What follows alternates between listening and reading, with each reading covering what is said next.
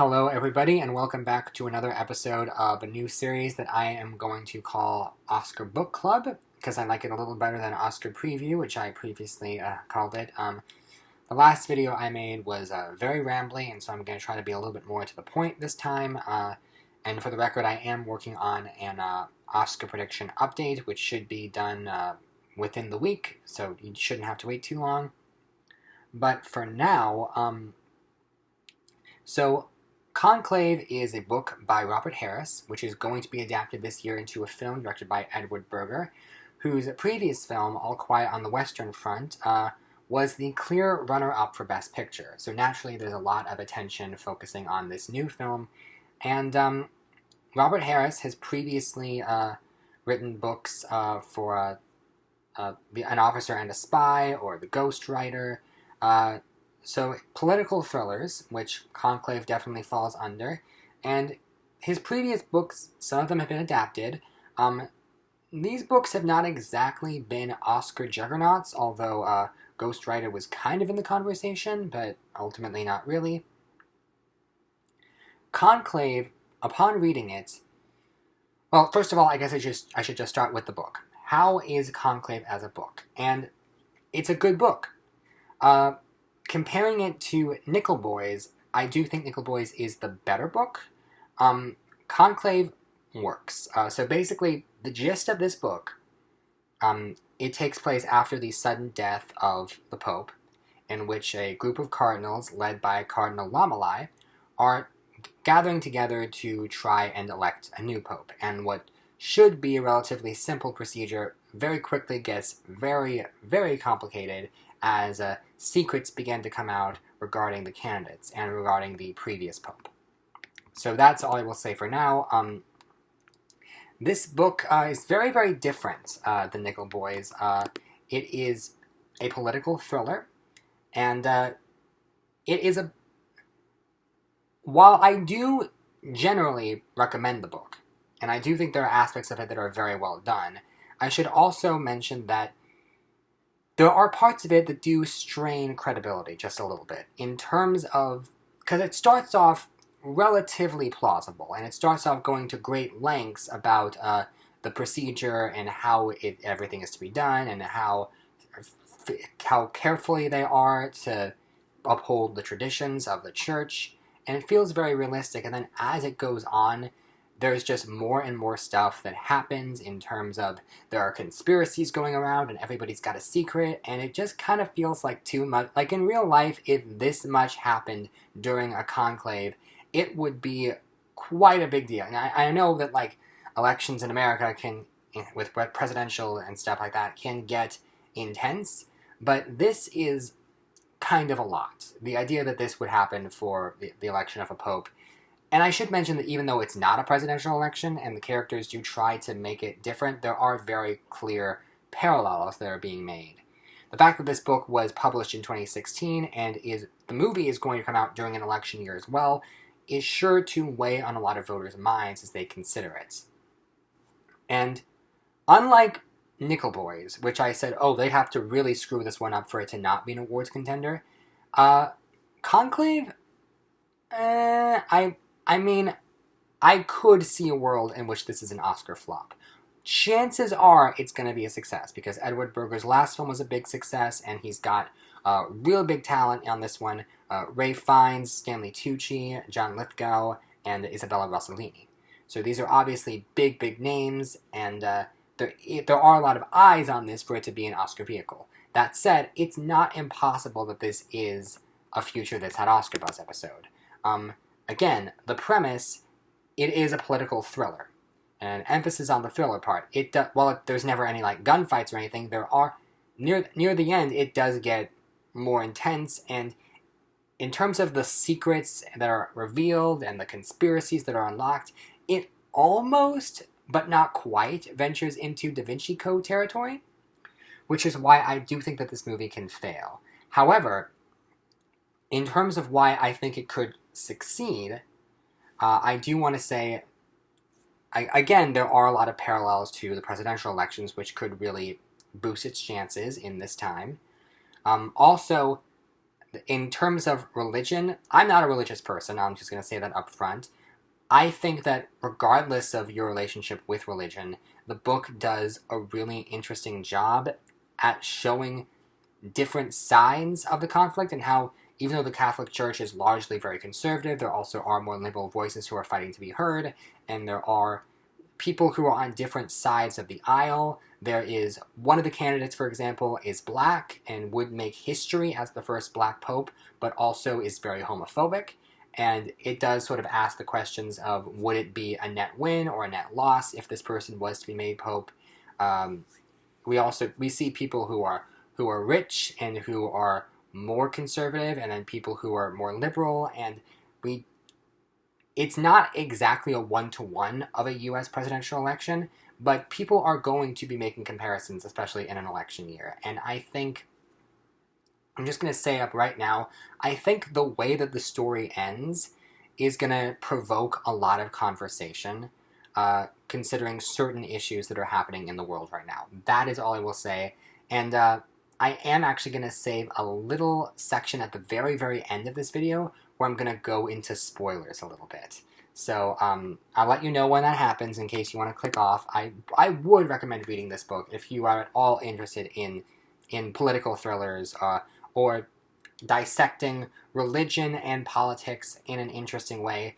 Just know there are parts of it that do strain credibility a little bit, but for the most part it is a very interesting read. And so now we come to the question of, okay, is this movie going to work? I think, well, it is a weak year. I think there's a world in which it fails, and we're obviously waiting for reviews, waiting for it to premiere, but I do trust Edward Berger, and I do think there are interesting things to say with this story that can really speak to people on a broader sense. And I also think people really do love the actors in it. I think I'm going to start first and foremost with Ralph Fiennes. A lot of people have Ralph Fiennes as one of the top best actor contenders of the year, and after reading the book, yeah, I see it. I don't know if this is a winning performance, but there certainly is a lot of material to work with. There is one scene early on in which he is going to give the homily before the official voting starts, and he sort of goes off script and starts speaking from the heart, and it's a really passionate speech. And I can see that moment being a really, really big moment for Ralph Fiennes as an actor. There are also a few moments later on where as things get more intense and he gets a little angrier. He's a character that starts off trying to not pick a favorite and trying to just be as impartial as possible.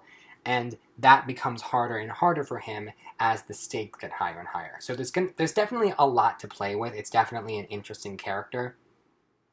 And if Ralph Fiennes was a contender, there are certainly Oscar scenes that you can showcase. I don't know if I'm going to say that this is definitely a winning performance, but Fiennes is an actor who a lot of people have admired for a really long time, and he's only got 2 nominations to his name. I think people would be open to Academy Award winner Ralph Fiennes. It's possible. I certainly wouldn't rule him out. This isn't the type of role where I'm like, oh, there's juicy material here.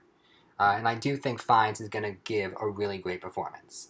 And I'm in an interesting situation myself because I'm reading the book and I'm knowing that Fiennes is playing this character. Although in the book the character is Lamalai, and in the movie the character's name is changed to Lawrence, which I do think makes sense because the character is Italian in the book and also a little bit older. So I think they're going to change it slightly to fit Ralph Fiennes' character. But I think the core of who the character is going to stay the same and does fit Ralph Fiennes as an actor very well.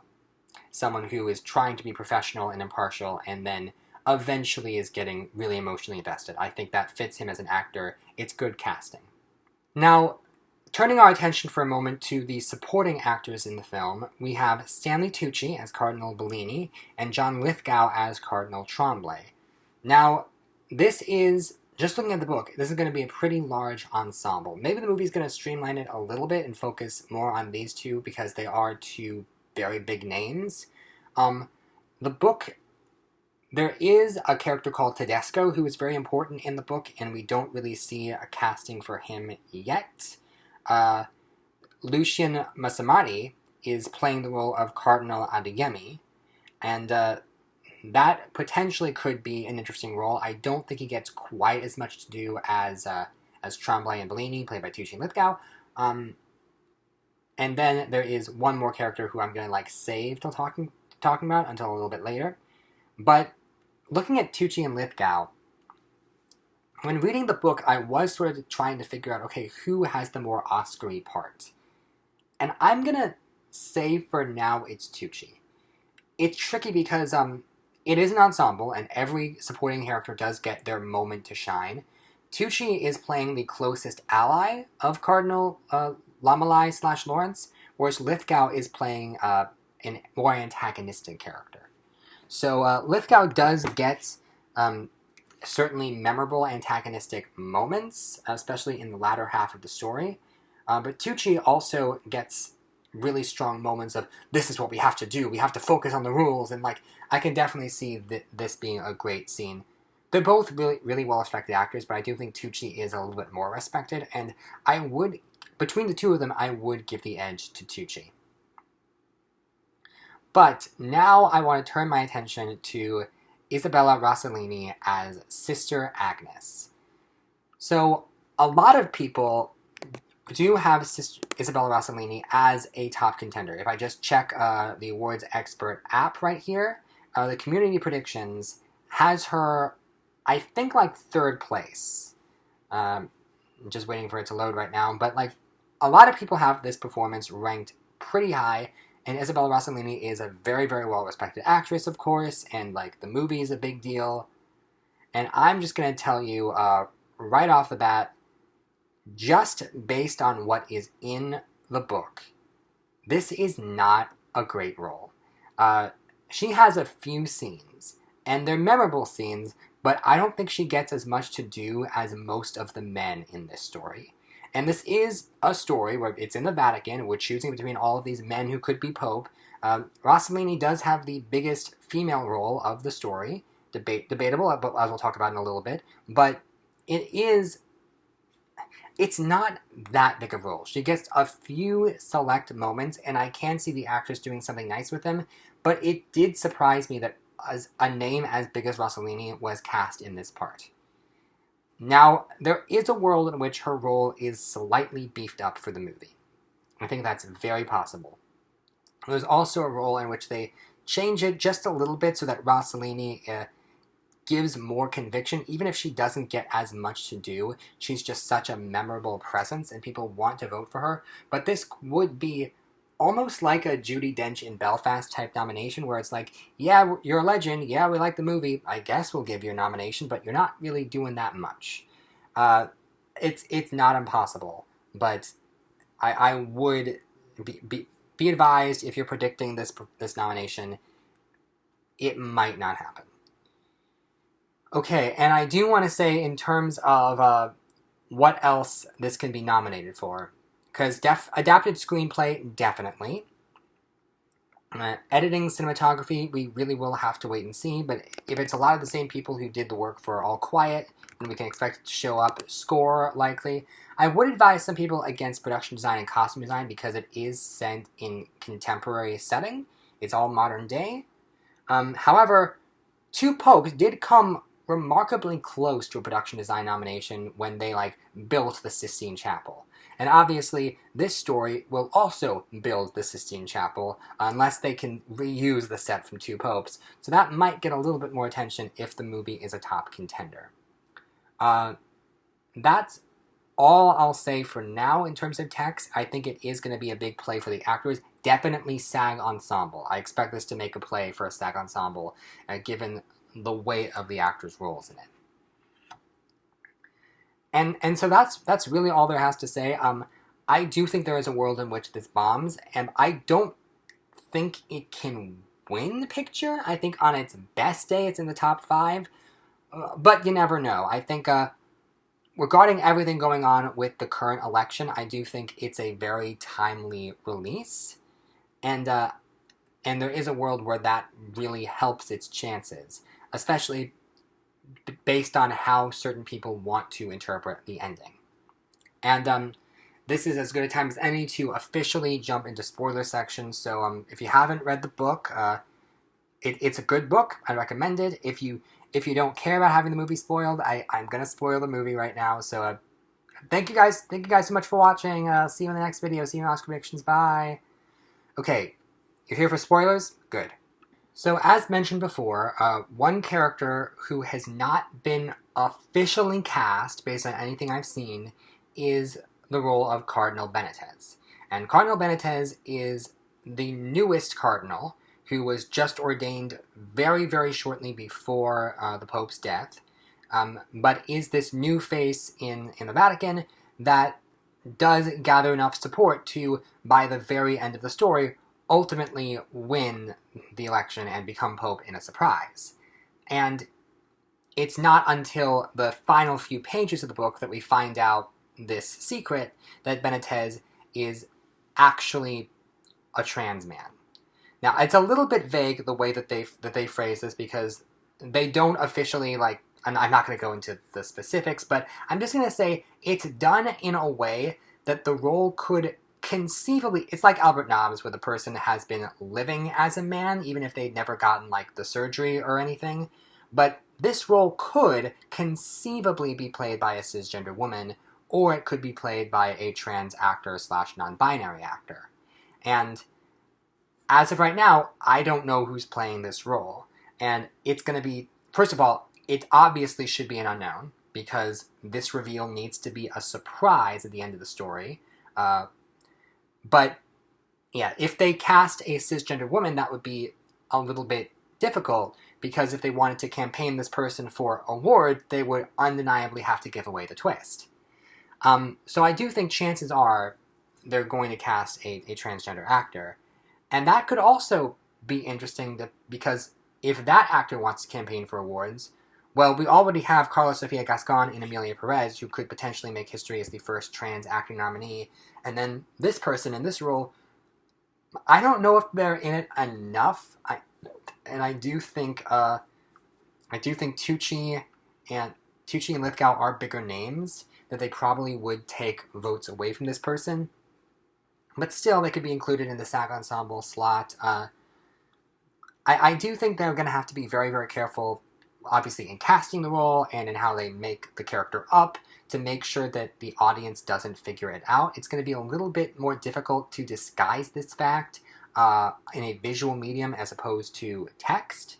But as I was referencing earlier, this ending is going to be a major factor in whether people want to reward the film or not. Because in that final scene between Lamalai and Benitez, Lamalai is like, we can keep this a secret for now, but eventually this will come out, and when it does, like, it's going to be very, very bad. And Benitez is like, you know what? There is someone else who knows the truth, and that someone is God. And we've been saying this whole time that it is the will of God and the Holy Spirit that has chosen the new Pope, and so God approves of this. And I think, given everything going on right now with the way that trans people are being treated in this country and all across the world, obviously, I think this ending could be really, really impactful for a lot of people, and there could be certain people that get upset about it, and it would have to be handled very, very tactfully, which is why I'm sort of crossing my fingers, because there is a world where this doesn't work. And, yeah, I think it is going to need to be important. Some people say, like, Crying Game works better if you know in advance that the character is trans, but I think in this case, it is going to need to be a plot twist for a first-time viewer, and so I am just a little bit nervous about how they're going to pull it off, but I'm crossing my fingers because I know that Edward Berger is a great director, and, yeah, that's all I have to say about that. Thank you very much for watching.